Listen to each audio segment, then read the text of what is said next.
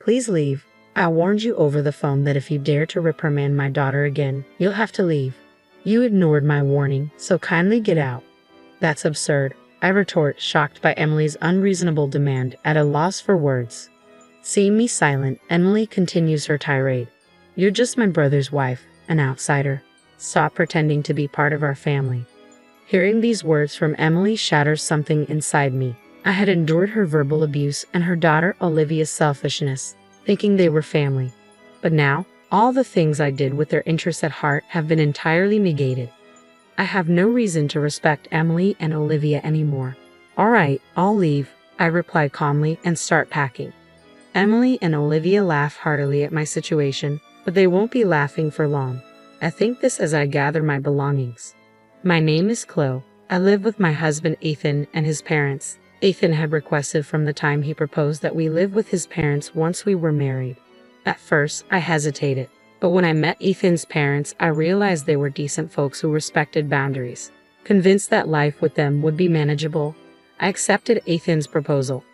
Once we moved in together, my mother-in-law took over all the housework while I worked outside. In turn, I took over the chores when I was at home. We divided the work in the house, and everything went smoothly. However, the visits from Ethan's sister, Emily, were always distressing. Emily has a daughter, Olivia. They frequently visited us, and each time Emily would take jabs at me relentlessly. Chloe, can I get a cup of tea? I'm so tired from my part-time job and raising my child. You must be relaxed on your days off at home. I'm so jealous. Well, I also work when I'm at home. Oh, the work you do at home is insignificant. I go out to work every day and have a leadership position. Don't compare yourself with me. When it was time for Olivia to find a job, Emily often came over to complain about why Olivia couldn't find one. Olivia is excellent, just like me. The recruiters who reject her must be blind. Maybe she could broaden her job search. Whenever I tried to give advice, Emily would lash out furiously. What could you, who barely works, know? No, shut up. It seems Olivia finally landed a job after most of her classmates did. Olivia and Emily came over to report the good news to my mother-in-law. Rainey, I've got a job. Olivia proudly shows off her job offer letter to my mother-in-law, who smiles contentedly. Well done, Olivia.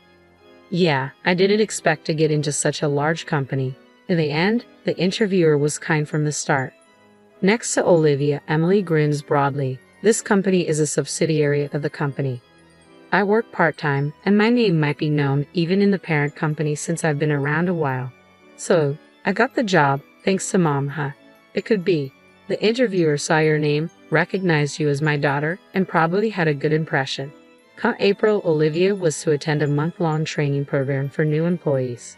The training location was only a few minutes away from the home where my in-laws and I lived. Emily, knowing this, called my mother-in-law Mom. I want Olivia to commute from your house during her training. The training place is over an hour away from our home. We have a spare room, and I don't mind at all. Let me just check with Chloe. Do you need to ask Chloe?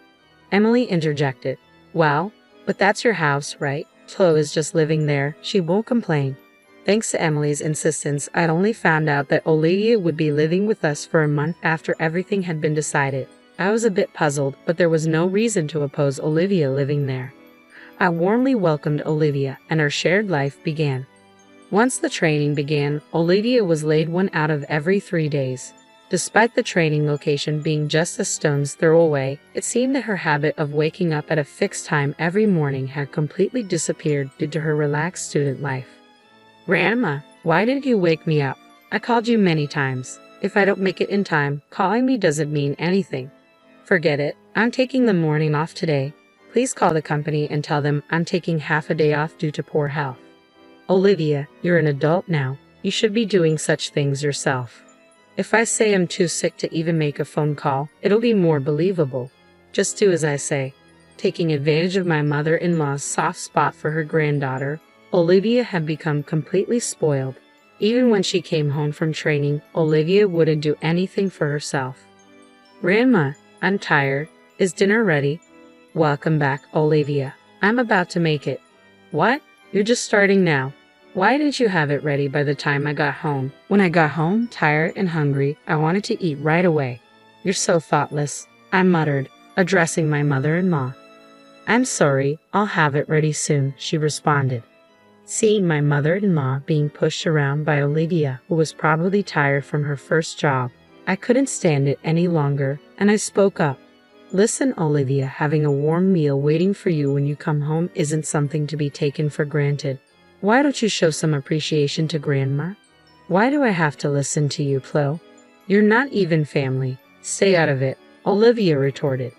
Not family? I married Ethan, so I am part of your family, Olivia, I replied. Mom said Chloe is my brother's wife, so she's an outsider, Olivia countered. Then let me tell you, as a senior member of the workforce, Olivia, that you should take more responsibility for yourself. Waking up on time to avoid being late is a basic rule of being an adult, a senior in the workforce, I said firmly. You're not even going to work every day. Wait till you're actually working hard like me or Mom before you start acting all high and mighty, Olivia shot back, seemingly ignoring my words. Then one day, when I returned home from work, I could hear Olivia's loud voice coming from the living room. What do you mean you're going out? It's unacceptable that there's no dinner when I come home exhausted. I'm sorry, but we're looking forward to our theater outing that day, my mother-in-law explained. Your theater outings are just fun and games, Olivia retorted. I have work. You need to cancel it. Apparently, my in-laws had informed Olivia that they were going to the theater next week and wouldn't be able to cook dinner, and this had infuriated her. I was well aware that my mother-in-law had been looking forward to this day at the theater for quite some time. However, I was worried that if things kept going this way, they might feel compelled to cancel their plans to avoid upsetting Olivia. So, I hurriedly proposed a solution. Since you've been looking forward to this, you should go. I'll take care of Olivia's dinner that day, I suggested. My in-laws seemed thrilled by my suggestion, but they quickly began to worry. But isn't that a work day for you, Chloe? Are you sure it'll be all right? They asked. Yes, if I arrange things now, I think I can get home early. So don't worry and have a good time, I reassured them. On the day of the theater outing, I left work early to come home. My in-laws happily left for their event. After seeing them off, I did some shopping for dinner and waited for Olivia's return. As always, as soon as Olivia came home, she lay down on the couch and waited for dinner. Oh, I'm hungry, Chloe. Hurry up and get cooking, she demanded. Olivia, let's cook together today, I suggested. At my words, Olivia jumped up from the couch. What? What do I have to do? Isn't it natural to cook your own food? No way. I've been at work. I'm not doing housework when I'm tired, she protested. I've been working too. I've got the ingredients. Can't you just help me out? I asked. You, Flo, can come home whenever you want from your easy job, and me, who has to go at a set time every day, are not the same. Just hurry it up and make it by yourself, Olivia snapped. The fact that I was able to come home early that day was a result of painstakingly adjusting my work schedule, but I doubted that Olivia would understand that. So allowing my anger, I calmly tried to reason with her. Listen, Olivia, I'm not asking you to help me because I find it bothersome to cook alone. I want you to understand what it means to be a responsible adult. What I don't need is your interference. After letting the grandparents go out without asking me, you're giving me a lecture, which is super annoying, Olivia declared, visibly irritated. She stood up and started dialing on her phone. Mom, listen to this. Chloe keeps nagging me and she won't even cook dinner. She unloaded her complaints about me to her mother, Emily.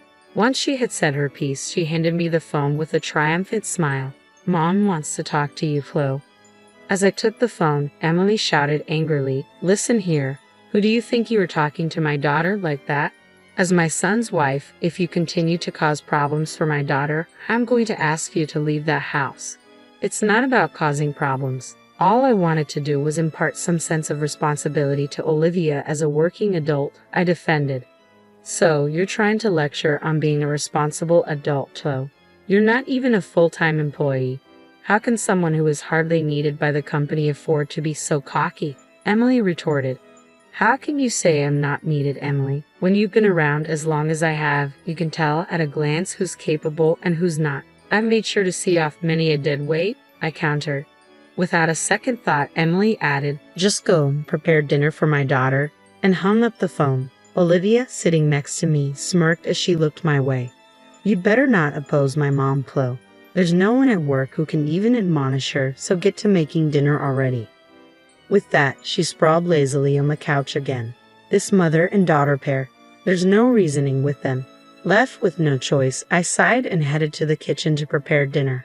As I began to prepare the meal, Olivia nibbled on the food I had prepared and complained under her breath. Once she finished eating, she abandoned her dishes and headed back to the couch to watch TV without so much as a thank you. "Hey, Olivia, at least clean up after yourself." I tried to remind her, but all I got was a bored look from her. Suddenly, the doorbell rang, and to my surprise, it was Emily. "Why are you here?" I asked. To my surprise, Emily casually replied, "It seemed like you didn't quite get the message over the phone, Chloe, so I thought I'd come over and tell you directly." Excitedly, Olivia reported to her mother, "Mom, listen. Just after you warned her over the phone, Chloe started lecturing me again." Hearing Olivia's words, Emily glared at me. "Looks like it was the right decision to come here after all. You're still complaining to my daughter even after everything I said." I had backed off on the phone, but I couldn't let this go for Olivia's sake. I had to say something. "It's not a complaint. I'm merely teaching her the basic manners of cleaning up after herself, something even a grade schooler should understand." Emily snapped at me. "There's no need for someone like you to be telling us about manners. Have you considered your own situation before lecturing about manners?" "What about my situation? You and Ethan can barely afford a house even with both your salaries combined. You're just leeching off this household. Why don't you change your own attitude before teaching my daughter about being a responsible adult?" "I'm not here to leech off you. As proof, I make sure to pay my fair share of the rent and living expenses every month," I retorted. "Well, it doesn't matter either way. You're going to leave this place." "Leave?" Emily declared. "I told you on the phone, if you continue to berate my daughter, you'll need to move out." "You ignored my warning, so now it's time for you to go," Emily declared. "That's absurd," I retorted, at a loss for words at the sheer injustice of it all. Seeing me unable to retaliate, Emily continued, "You're still an outsider, even if you were my brother's wife. Stop acting like you're part of the family." Her words hit me hard, and something inside me crumbled. I had put up with Emily's insults and Olivia's selfishness because I thought of them as family. I had been rejected by them despite doing everything with their best interests at heart. There was no reason left for me to restrain myself with Emily and Olivia anymore. "All right, I'll leave," I said quietly, beginning to pack my things. At the sight of me, Emily and Olivia started to crack up. Ignoring their laughter, I continued to pack. When my in-laws returned home, my mother-in-law's face shifted as she took in the scene. "Oh, is that you, Emily? Chloe, what's with the luggage?" she asked. Before I could answer, Emily chimed in. "Chloe has been lecturing Olivia while she can't even do her own job. She's become such a nuisance. We've decided to send her packing." "What?" My mother-in-law's face drained of color. "Apologize at once, and you too, Olivia." "Why should I apologize to Chloe? If she wants to be part of our family, she should ask us." "Maybe then we'll consider it," Emily replied, backed up by a firm nod from Olivia. My mother-in-law sighed deeply. "You too. It's over for you." "What? What are you talking about?" "The one who's done is Chloe, right? She's the one being cut off from our family," Emily retorted, leaving my mother-in-law shaking. "Do you even realize who made it possible for Olivia to get her job? That's me, the part-time manager." Emily tried to puff herself up, but my mother-in-law interrupted her. "No, it's not like that at all. It's because Chloe, who's an executive at the corporate office, recommended her to human resources." "Well, that's a lie. Chloe barely does anything. She's home half the week," Emily countered. Facing the confrontational Emily, I revealed the truth. "I often attend executive meetings online, so I work from home." "Then did Chloe really get Olivia her job?" my mother-in-law asked. "I really wanted Olivia to find a job on her own, but she begged me for help." "Why didn't you say anything?" Emily turned pale, realizing the truth. "I wanted Olivia to start at the same place as everyone else, to work without any advantages. It was better for her not to know that I was an executive at her company," I explained. "So, did Mom and Dad know this from the beginning?" Olivia asked. "I had asked your parents to keep my position a secret." "Emily, since you always assumed I was incompetent, you never showed interest in my work, so there was no need to tell you." "So, you're telling me I've been disrespecting an executive at my own company this whole time?" Olivia went pale. That's right, thanks to my concealed identity. I got to learn a lot about how new employees like to fake illness and such, Olivia pleaded desperately.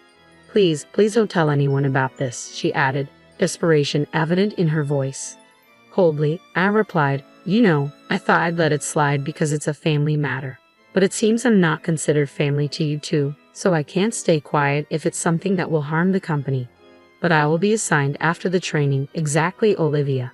You're lacking awareness as a working professional. Moreover, you're not willing to accept others' opinions. We can't let you interact with customers with this attitude, I continued. In her panic, Emily clung to me. I'll take back what I've said. Olivia is Chloe's adorable niece. Don't report anything that would harm her situation, Emily, she pleaded. Don't you think you should worry about your own role? What about your part-time team's high turnover rate? It has been repeatedly brought up in the parent company's meetings. If it comes to light that you, as the manager, are forcing part-time employees to quit, it's going to be a big problem, I pointed out.